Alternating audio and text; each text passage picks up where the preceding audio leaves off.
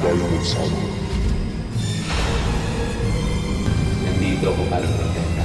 Kung matakot ako, bahala sa'yo. Mahal kita. Ilayo niyo po kami sa lahat ng masama.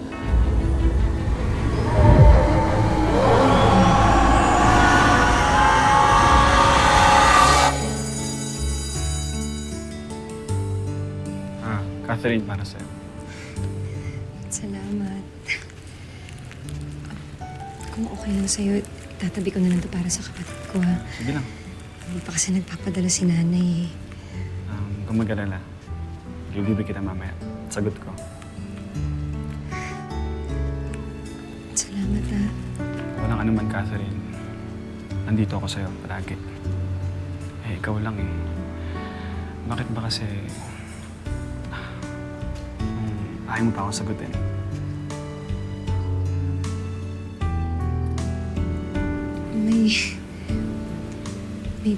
May pag-asa naman, eh.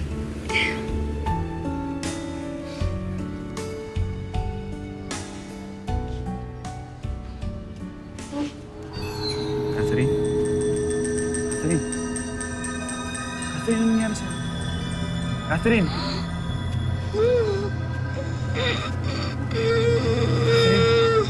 Ano yan? Bakit kita kakapin? Catherine! Catherine!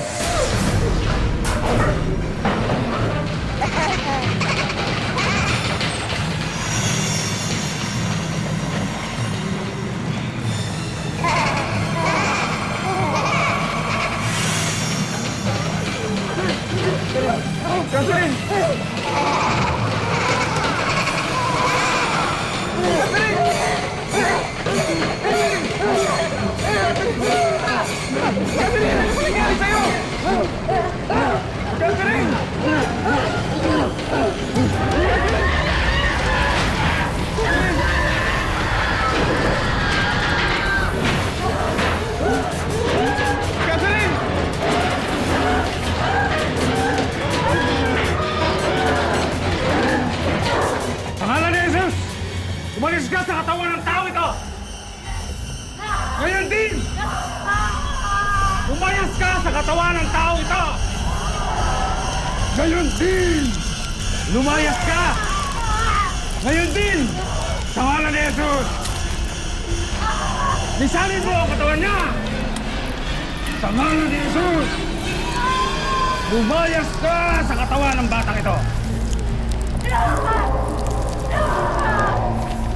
Sinasabi ko sa'yo, sa katawan ng batang ito, lumayas ka sa katawan ng batang ito!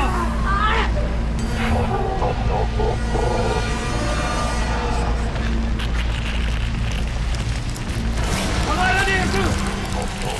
Umalis ka sa katawan ng tao ito! Ngayon din!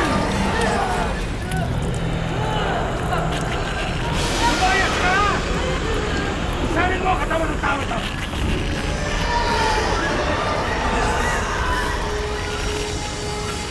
Lahat nakapalibot sa akin yung mga tao. Palit-palitan yung mga kapitbahay na nagbabantay lang sa akin.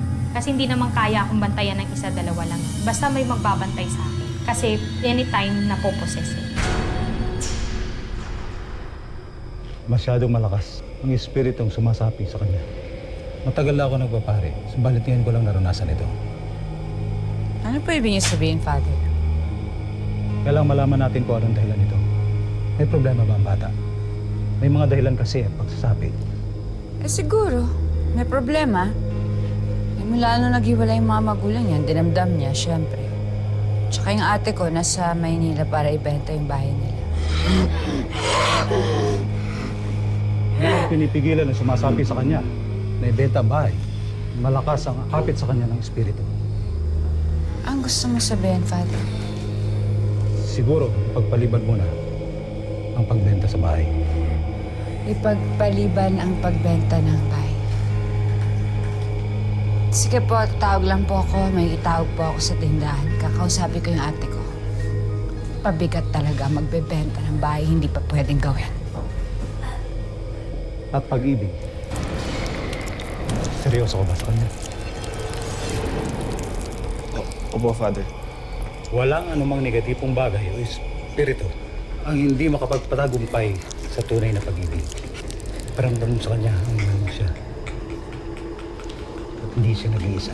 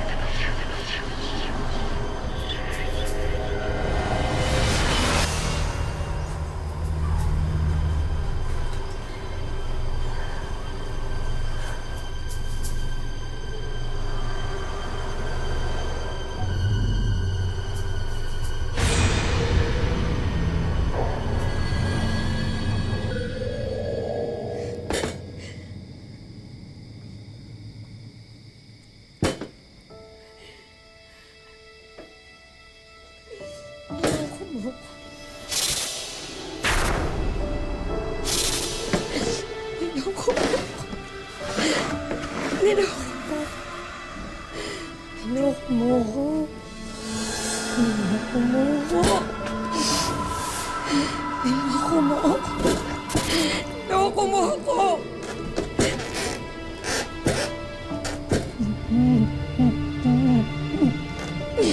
Mak! Niloko mo ako. Niloko mo ako. Niloko mo ako. Niloko mo ako.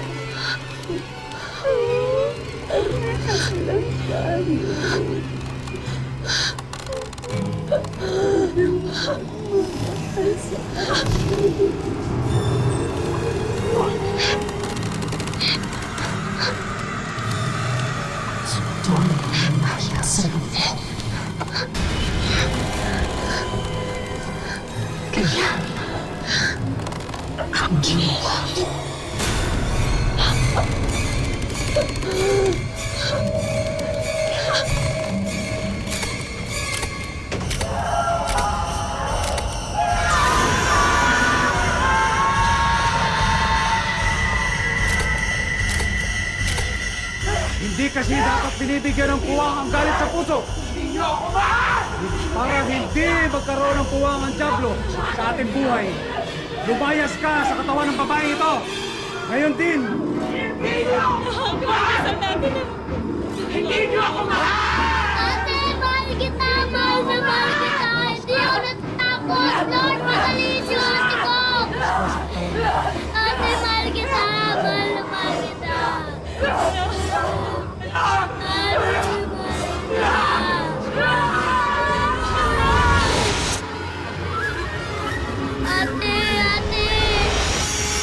Sa ngalan ni Jesus, lumayas ka sa katawan ng babae ito. Ngayon din. Mahal na mahal ka namin, anak. Kahit nawala yung tatay mo, gagawin ko ang lahat, maitaguyod ko lang kayo. Mahal ko yung bawat isa sa inyo. Nay, may sasabihin po ako sa inyo. Nung bata po kasi ako, pakiramdam ko po hindi niyo ako mahal eh. Kaya nung may kumakaibigan sa akin na anino sa puno natin, natuwa po ako.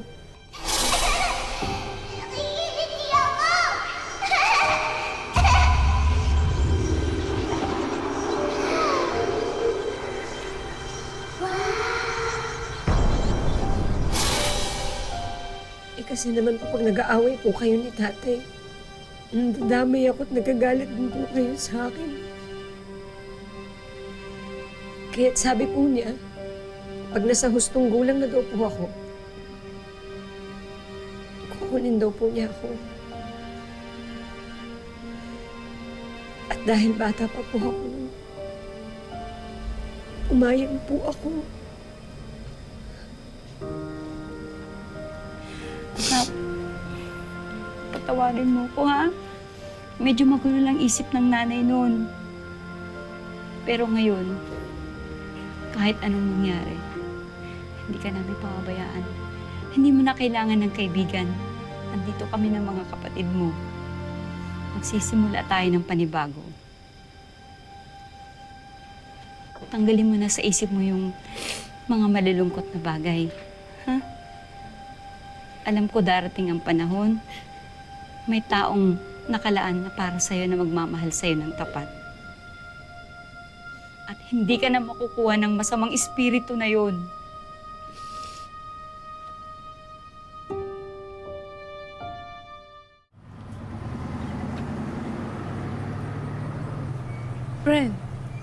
Friend, tutulala ka yata? Friend, sinabihan ka ba? Uy! Ano ka ba? Huwag kang magbiro ng ganyan? Pero umamin ka, type mo si Kuya, no? Ha? Huwag nang pakeme-keme. Ewan. Ewan ka dyan. Oo na rin yan. Ang hirap na magtiwala ulit sa mga lalaki. Akala ko ba nag-move on ka na?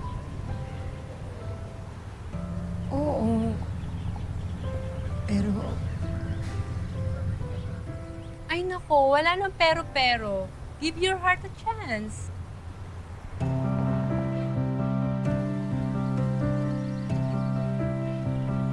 Bago tayo kumain, para sa'yo.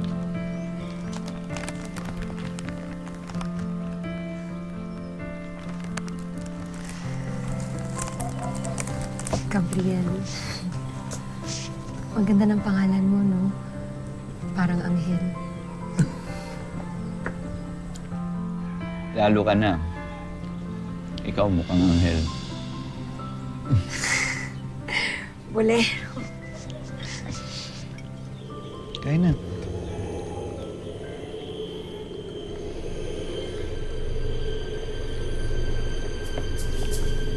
Parang kinikilabutan ako. Bakit? Siguro malamig. Akala ko kung ano.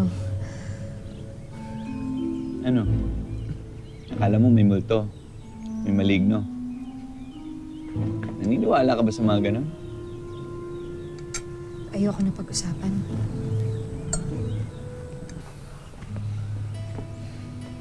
Huwag kang mag-alala. Nandito ako para protektahan ka. Mahal kita. Mahal din kita.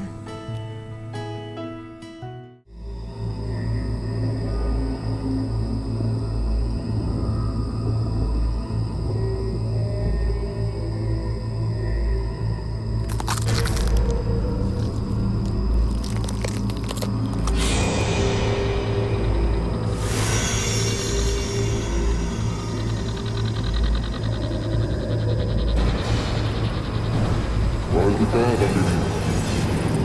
Wala nang pagkakataon sinusundan kita. Kung yun nasa tamang edad ka na, ay pwede na tayong magsama.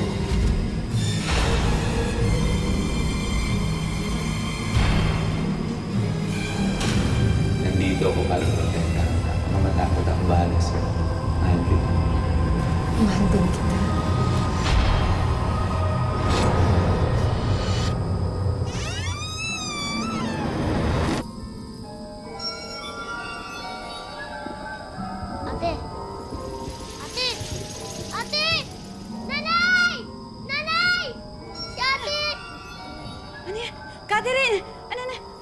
Catherine! Ako po. Sinasapian na naman yung ate mo. Diyos ko po, huwag naman sana. Pero baka ito na yung sinasabi niya. Kukunin siya ng masamang espiritu. Catherine! Catherine! Catherine, anak, gumising ka, Catherine! Catherine! Catherine! Catherine! Catherine, lumabang ka. Dadaling kita sa simbahan. Catherine!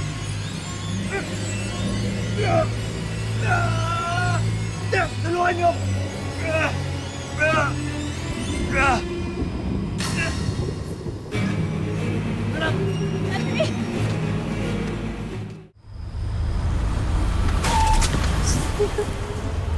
Okay lang kayo?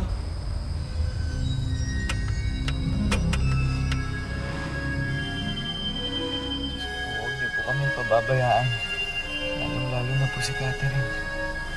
Mahal na mahal ko po siya.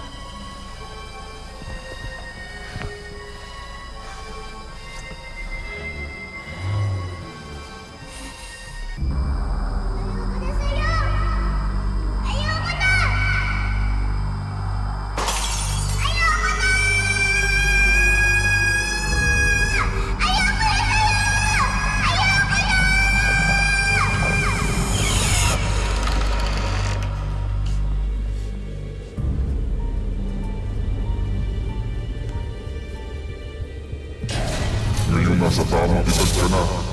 Pwede na tayong magsama.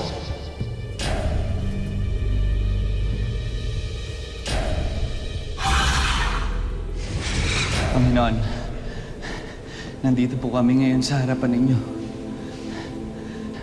Kasama ko ang taong mahal ko. Alam ko may mga bagay kami na hindi kaya. Pero kayo ang lubos sa makapangyarihan. At humihingi po ako ng tulong sa inyo. Mahal ko po si Catherine.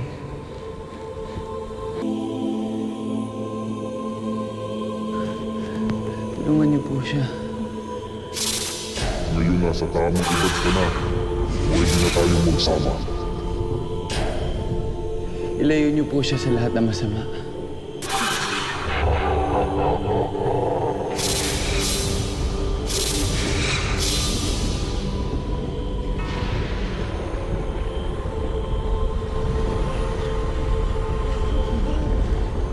Ilayo niyo po kami sa lahat ng masama.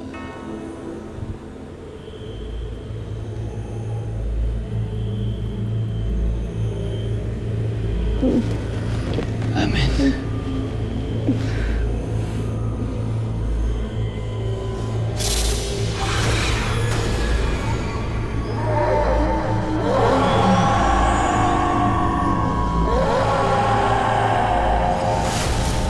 Catherine?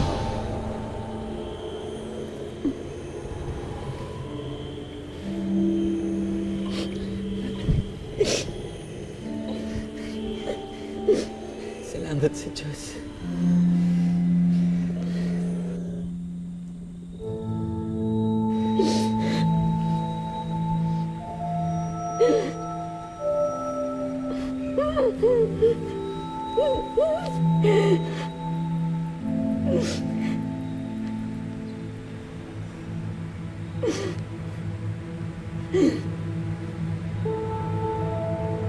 Mm-hmm.